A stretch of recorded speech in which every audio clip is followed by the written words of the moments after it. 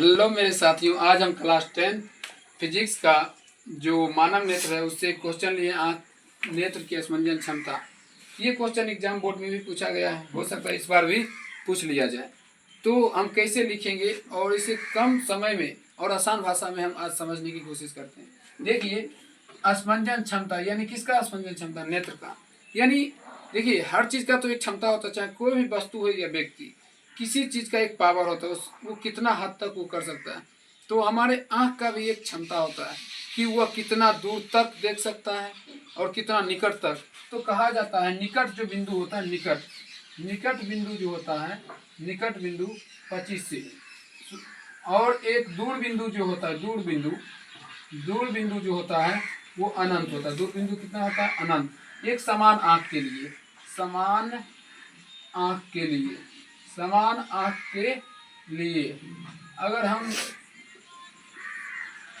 देखिए, समान आँख के लिए जो होता है, निकट बिंदु होता है 25 सेमी और दूर बिंदु जो होता है अनंत तक होता है। ये होता है।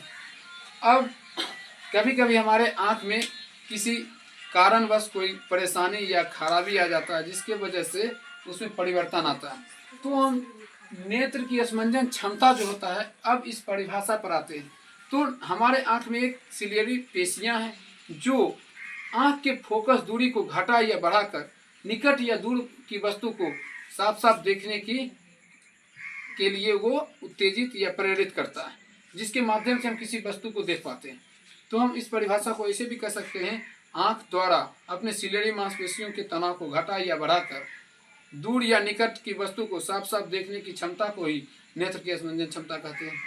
या ऐसे भी कह सकते हैं, नेत्र की वह क्षमता जिसके कारण नेत्र लेंस की फोकस दूरी को परिवर्तित कर दूर या निकट की वस्तु को साफ साफ देखा जा सकता है, इसी को नेत्र की स्पंदन क्षमता कहते हैं।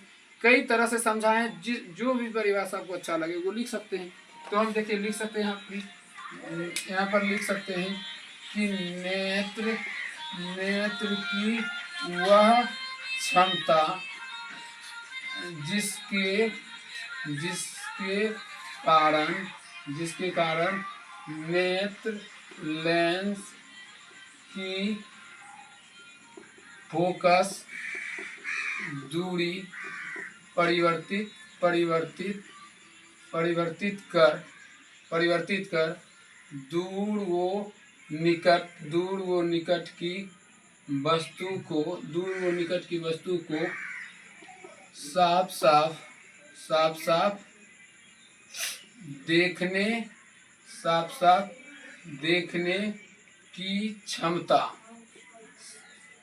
क्षमता को ही नेत्र की समंजन क्षमता कहते हैं।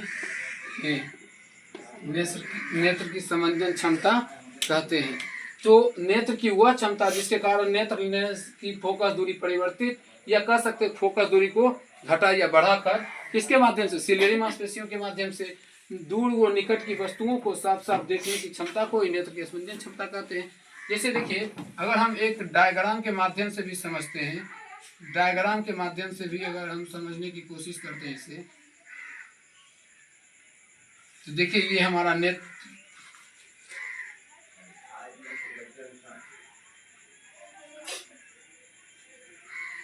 देखिए अगर यहाँ रेटिना है